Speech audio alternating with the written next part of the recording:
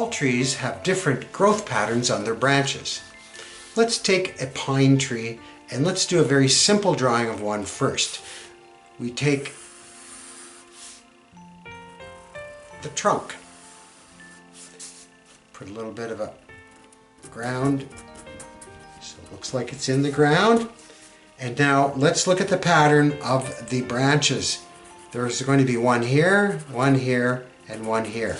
Pine trees are trees that have radiating branches or radial branches. The branches all go in the same place right up the tree, and there's always 3 or 4 or 5 depending on how it grew. So that's the pattern for getting a pine tree. Now the bottom branches are going to point down, and we're pretending there's nothing on the tree. The next ones are going to come out a little more. They're still going to point down a bit. The ones right about here are just, you're only going to see a little bit of that one because it's going to be pointing right at you. But now the limbs are going to start pointing up because you're under the tree and the perspective will look like this, and by the time you're finished, that's what it'll look like. So the leaves or the needles then attach onto here in different places. And if you look at a pine tree, you can figure out exactly what it's going to be by the look of the needles and the branches. Now we don't need to know the names of trees, but we do have to recognize their growth patterns. And that's what makes certain trees look the way they do. So there's my pine tree. And we're looking up at it. Now a cedar tree is a frond tree. They have little fronds on them like this. And they attach to the branches. And actually the other side shows too.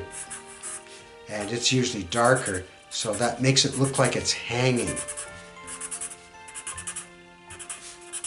And that's the shape of cedar.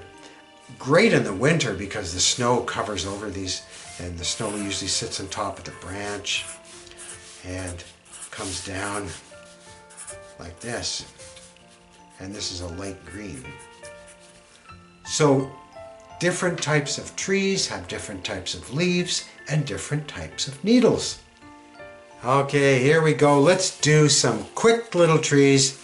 Let's try 5 different types of trees.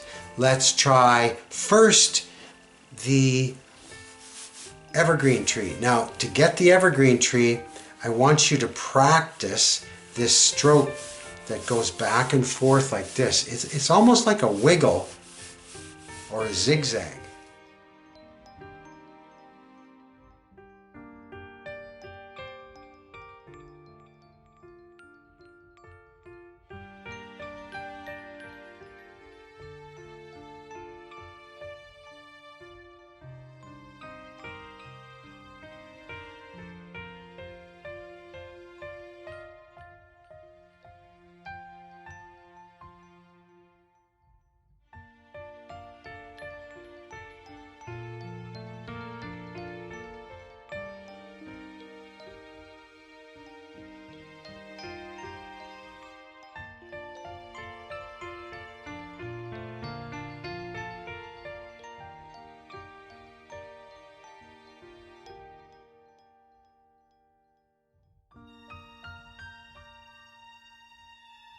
That's more of an evergreen tree, or we might call it like a fir tree. Another way to do it is just put in the trunk, and then this is like a flicking stroke, which works good for pine trees, tamarack trees. See the little flicking? You could do this with a brush.